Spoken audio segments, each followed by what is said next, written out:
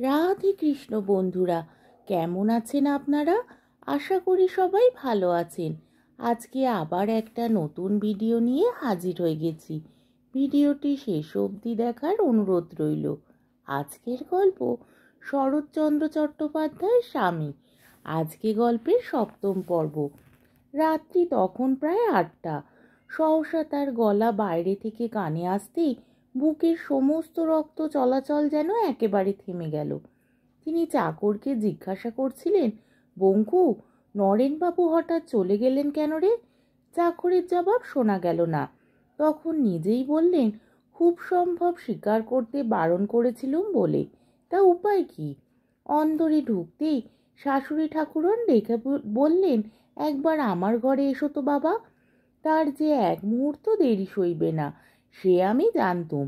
তিনি যখন আমার ঘরে এলেন, আমি কিসের একটা প্রচণ্ড নিষ্ঠুর আঘাত প্রতীক্ষা করি, যেন সর্বাঙ্গ কাঠের মতো শক্ত করে পড়ে রইলুম। কিন্তু তিনি একটি কথাও বললেন না। কাপড় চোপড় ছেড়ে সন্ধ্যান্দিক করতে বেরিয়ে গেলেন, যেন কিছুই হয়নি। শাশুড়ি তাকে যেন এইমাত্র একটা কথাও বলেননি।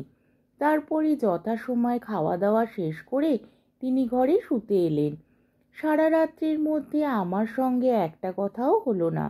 সকালবেলা সমস্ত দ্বিধা সংকোচ প্রাণপণে ঝেড়ে ফেলে দিয়ে রান্নাঘরে ঢুকতে যাচ্ছি। মেজোজা বললেন, হেসলে তোমার আর এসে কাজ নেই দিদি, আজ আমিই আছি। বললুম, তুমি থাকলে কি আমাকে থাকতে নেই মেজদি? কাজ কি? মা কি জন্যে বারণ করে গেলেন বলে তিনি যে ঘাড় ফিরিয়ে মুখ টিপে টিপে হাসতে লাগলেন, সে আমি স্পষ্ট টের পেলুম। মুখ দিয়ে আমার একটা কথা বার হলো না। আড়ষ্ট হয়ে কিছুক্ষণ চুপ করে দাঁড়িয়ে থেকে ঘরে ফিরে এলুম। দেখলুম বাড়ি শুদ্ধ সকলের মুখ ঘোর অন্ধকার।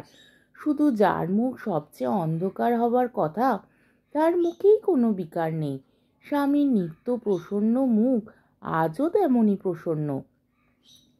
হায় রে, শুধু একবার গিয়ে যদি বলি, প্রভু, এই পাপিষ্টার মুখ থেকে তার অপরাধের বিবরণ শুনে তাকে নিজের হাতে দণ্ড দাও। কিন্তু সমস্ত লোকের এই বিচারাধীন শাস্তি আর সহ্য হয় না। কিন্তু সে তো কোনো মতেই পারলুম না। তবুও এই বাড়িতে এই ঘরের মধ্যেই আমার দিন কাটতে লাগলো। এ কেমন করে আমার দ্বারা সম্ভব হতে পেরেছিল তা আজ আমি জানি। যে কাল মায়ের বুক থেকে পুত্র শোকের ভার পর্যন্ত হালকা করে দেয়, সে যেই পাপিষ্টার মাথা থেকে তার অপরাধের বোঝা লঘু করে দেবে, সে আর বিচিত্র কি? যে দণ্ড একদিন মানুষ অকাতরে মাথায় তুলে নেয়, তার একদিন তাকেই সে মাথা থেকে ফেলতে পারলে বাঁচে। কালের ব্যবধানে অপরাধের খোঁচা যতই অস্পষ্ট, যত লঘু হয়ে আসতে থাকে, দণ্ডের ভার ততই গুরুতর, ততই অসহ্য হয়ে উঠতে থাকে। এই তো মানুষের মন, এই তো তার গঠন, তাকে অনিশ্চিত সংশয় মরিয়া করে তোলে।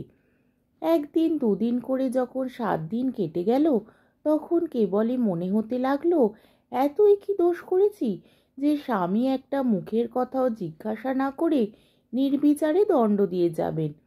কিন্তু তিনি যে সকলের সঙ্গে মিলে নিঃশব্দে আমাকে পীড়ন করে যাচ্ছেন, এ বুদ্ধি যে কোথায় পেয়েছিলুম, এখন তাই শুধু ভাবি।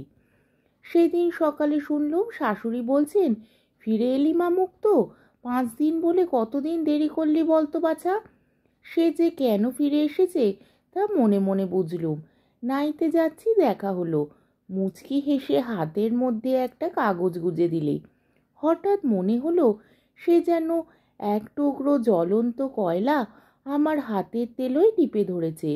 ইচ্ছে হলো তক্ষুনি কুটি কুটি করে ছিঁড়ে ফেলে দিই।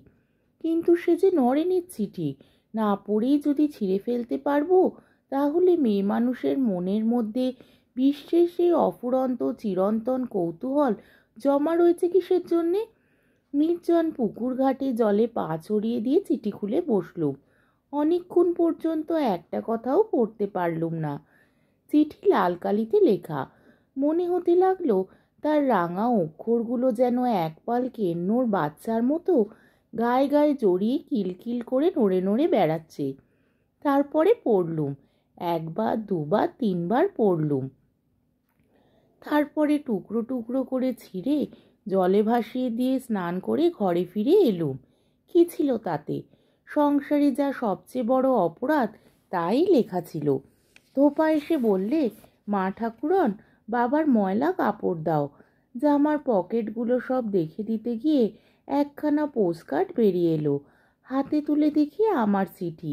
মা লিখেছেন। তারিখ দেখলুম 5 দিন আগের, কিন্তু আজও আমি পাইনি। পড়ে দেখি সর্বনাশ। মা লিখেছেন, শুধু রান্নাঘরটি ছাড়া আর সমস্ত পুড়ে ভস্মসাৎ হয়ে গেছে। এই ঘরটির মধ্যে কোনো মতে সবাই মাথা গুঁজে আছি।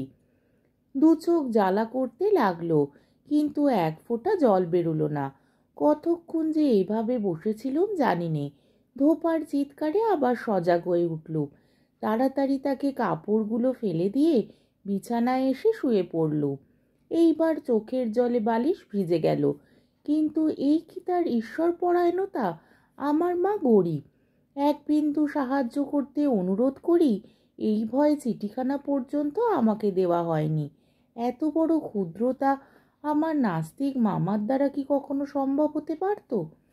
আজ তিনি ঘরে আসতে কথা কইলুম। বললুম, আমাদের বাড়ি পুড়ে গেছে। তিনি মুখপানে চেয়ে বললেন, কোথায় শুনলে? গায়ের উপর পোস্টকার্ড ছুঁড়ে ফেলে দিয়ে জবাব দিলুম, ধোপাকে কাপড় দিয়ে তোমারই পকেট থেকে পেলুম। দেখো, আমাকে নাস্তিক বলে তুমি ঘৃণা করো জানি, কিন্তু যারা লুকিয়ে পড়ে চিঠি পড়ে, আড়ালে গোয়েন্দাগিরি করে বেড়ায়, তাদের আমরাও ঘৃণা করি। তোমার বাড়ি শুদ্ধ লোকেরা কি এই ব্যবসা? যে লোক নিজের অপরাধে মগ্ন হয়ে আছে তার মুখের এই কথা। কিন্তু আমি নিঃসংশয় বলতে পারি, এত বড় স্পর্ধিত আঘাত আমার স্বামী ছাড়া আর কেউ সহ্য করতে পারত না। মহাপ্রভুর শাসন কি অক্ষয় কবজের মতোই যে তার মনটিকে অহর্নিশ ঘিরে রক্ষা করত, আমার এমন তীক্ষ্ণ শূলও খান খান হয়ে পড়ে গেল। একটুখানি ম্লান হেসে বললেন, কেমন অন্যমনস্ক হয়ে পড়ে ফেলেছিলুম শুধু। আমাকে মাপ করো। এই প্রথম তিনি আমাকে নাম ধরে ডাকলেন। বললুম, মিথ্যে কথা। তাহলে আমার চিঠি আমাকে দিতে। কেন এ খবর লুকিয়েছ তাও জানি। তিনি বললেন, শুধু দুঃখ পেতে বইতো না, তাই ভেবেছিলুম কিছুদিন পরে তোমাকে জানাবো। বললুম, কেমন করে তুমি হাত গোনো সে আমার জানতে বাকি নেই। তুমি কি বাড়ি শুদ্ধ সবাইকে আমার পেছনে গোয়েন্দা লাগিয়েছ? স্পাই! ইংরেজ মহিলারা এমন স্বামীর মুখ পর্যন্ত দেখে না, তা জানো? ওরে হতভাগী, বল বল, যা মুখে আসে বলে নে। শাস্তি তোর গেছে কোথায়? সবই যে তোলা রইল। স্বামী স্তব্ধ হয়ে বসে রইলেন, একটা কথারও জবাব দিলেন না। এখন ভাবি, এত ক্ষমা করতেও মানুষে পারে? কিন্তু আমার ভেতরে যত গ্লানি, যত অপমান এতদিন ধীরে ধীরে জমা হয়ে উঠেছিল, একবার মুক্তি পেয়ে তারা কোনো মতেই আর ফিরতে চাইলে না। একটু থেমে আবার বললুম, আমি হেসেলে ঢুকতে। তিনি একটুখানি যেন চমকে উঠে মাঝখানেই বলে উঠলেন, উহ, তাই বটে। তাই আমার খাবার ব্যবস্থাটা আবার। বললুম, সে নালিশ আমার নয়। বাঙালির ঘরে জন্মেছি বলেই যে তোমরা খুঁচে খুঁচে আমাকে তিল তিল করে মারবে, সে অধিকার তোমাদের আমি কিছুতেই দেব না, তা নিশ্চয়ই জেনো। আমার মামার বাড়িতে এখনো রান্নাঘরটা বাকি আছে। আমি তার মধ্যেই আবার ফিরে যাব। কাল আমি যাচ্ছি। স্বামী অনেকক্ষণ চুপ করে বসে থেকে বললেন, যাওয়াই উচিত বটে, কিন্তু তোমার গয়নাগুলো রেখে যেও। শুনে অবাক হয়ে গেলুম। এত হীন, এত ছোট স্বামী স্ত্রী আমি! পোড়া মুখে হঠাৎ হাসি এলো। বললুম, সেগুলো কেড়ে নিতে চাও তো? বেশ, আমি রেখেই যাব। প্রদীপের ক্ষীণ আলোতে স্পষ্ট দেখতে পেলুম তার মুখখানি যেন সাদা হয়ে গেল। বললেন, না না, তোমার কিছু গয়না আমি ভিক্ষে চাচ্ছি। আমার টাকার বড় অনটন, তাই বাধা দেব। কিন্তু এমন পোড়া কপালে আমি যে, ও মুখ দেখেও কথাটা বিশ্বাস করতে পারলুম না। বললুম, বাধা দাও, বেঁচে ফেলো, যা ইচ্ছে করো, তোমাদের গয়নার উপর আমার এতটুকু লোভ নেই। বলে তক্ষুনি বাক্স খুলে আমার সমস্ত গয়না বিছানার উপর ছুঁড়ে ফেলে দিলুম।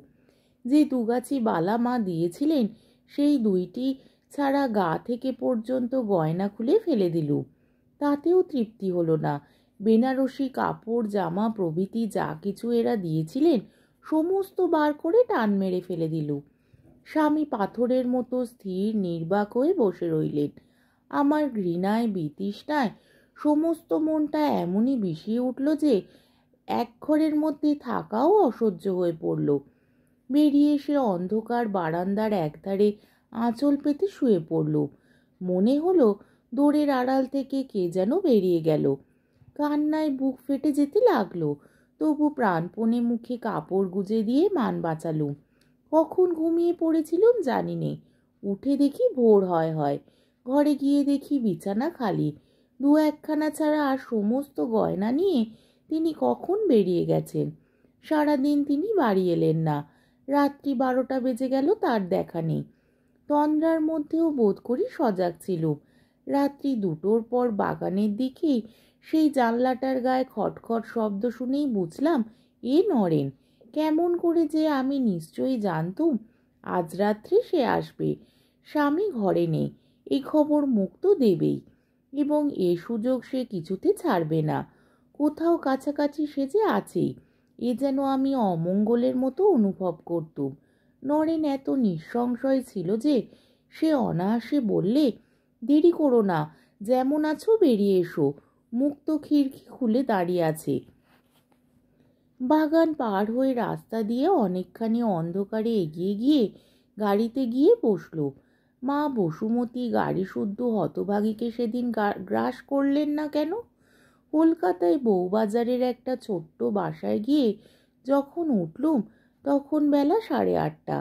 আমাকে পৌঁছে দিয়েই নরেন তার নিজের বাসায় কিছুক্ষণের জন্য চলে গেল। দাসী উপরের ঘরে বিছনা পেতে রেখেছিল। টলতে টলতে গিয়ে শুয়ে পড়ল। আশ্চর্য যে কথা কখনো ভাবিনি, সমস্ত ভাবনা ছেড়ে তখন সেই কথাই আমার মনে পড়তে লাগলো। আমি 9 বছর বয়সে একবার জলে ডুবে যাই। অনেক যত্ন চেষ্টার পরে জ্ঞান হলে মায়ের হাত ধরে ঘরের বিছানায় গিয়ে শুয়ে পড়ি। মা শিয়রে বসে এক হাতে মাথায় হাত বুলিয়ে দিয়ে এক হাতে পাখায় বাতাস করেছিলেন। মায়ের মুখ আর তার সেই পাখা নিয়ে হাত নাড়াটা ছাড়া সংসারে আর যেন আমার কিছু রইল না। দাসী এসে বললে, বৌমা, কলের জল চলে যাবে, উঠে চান করে নাও। স্নান করে এলুম। উড়ে বামুন ভাত দিয়ে গেল। মনে হয় কিছু খেয়েও ছিলুম, কিন্তু উঠতে না উঠতে সমস্ত বমি হয়ে গেল। তারপর হাত মুখ ধুয়ে নির্জীবের মতো বিছানায় এসে শুয়ে পড়বা মাত্রই বোধ করি ঘুমিয়ে পড়েছিলুম। স্বপ্ন দেখলুম স্বামীর সঙ্গে ঝগড়া করছি, তিনি তেমনি নীরবে বসে আছেন, আর আমি গায়ের গয়না খুলে তার গায়ে ছুঁড়ে ফেলছি। কিন্তু গয়নাগুলোও আর ফুরোয় না, আর ছুঁড়ে ফেলাও থামে না। যত ফেলি ততই যেন কোথা থেকে গয়নায় সর্বাঙ্গ ভরে ওঠে। হঠাৎ হাতের ভারী অনন্তটা ছুঁড়ে ফেলতেই সেটা সজোরে গিয়ে তার কপালে লাগলো। সঙ্গে সঙ্গে তিনি চোখ বুজে শুয়ে পড়লেন, আর সেই ফাটা কপাল থেকে রক্তের ধারা ফিনকি দিয়ে কড়িকাঠে গিয়ে ঠেকতে লাগলো। এমন করে কতক্ষণ যে কেটেছিল আর কতক্ষণ যে কাটতে পারত বলতে পারিনি। যখন ঘুম ভাঙল তখন চোখের জলে বালিশ বিছানা ভিজে গেছে। চোখ চেয়ে দেখি তখন অনেক বেলা, আর নরেন পাশে বসে আমাকে ঠেলা দিয়ে ঘুম ভাঙাচ্ছে। সে বললে, স্বপ্ন দেখছিলে? ইস, এ হয়েছে কি? বলে কোচার খুঁট দিয়ে মুখ মুছিয়ে দিলে। স্বপ্ন। এক মুহূর্তে মনটা যেন স্বস্তিতে ভরে গেল। চোখ রগড়ে উঠে বসে বললুম, সম্মুখেই মস্ত কাগজের মোড়ার পার্সেল। ও কি? তোমার জামা কাপড় সব কিনে আনলুম। তুমি কিনতে গেলে কেন? নরেন একটু হেসে বললে, আমি ছাড়া আর কে কিনবে? আজকের পর্বটি এখানেই শেষ হলো। আমার ভিডিওটি যদি আপনাদের ভালো লেগে থাকে তাহলে আমাকে কমেন্টের মাধ্যমে আপনাদের মূল্যবান মতামত অবশ্যই জানাবেন, এবং আমার ভিডিওটিকে লাইক ও শেয়ার করার ও আমার চ্যানেলটিকে সাবস্ক্রাইব করারও অনুরোধ রইল। তাহলে আজকের ভিডিওটা এই অবধি। পরের দিন আবার এই গল্পেরই 8ম পর্ব বা শেষ পর্ব নিয়ে হাজির হয়ে যাব। ততক্ষণ পর্যন্ত আপনারা সবাই ভালো থাকবেন, সুস্থ থাকবেন, সাবধানে থাকবেন এবং আমার ভিডিওটি দেখতে থাকবেন। তাহলে আজকে আসি। রাধে কৃষ্ণ।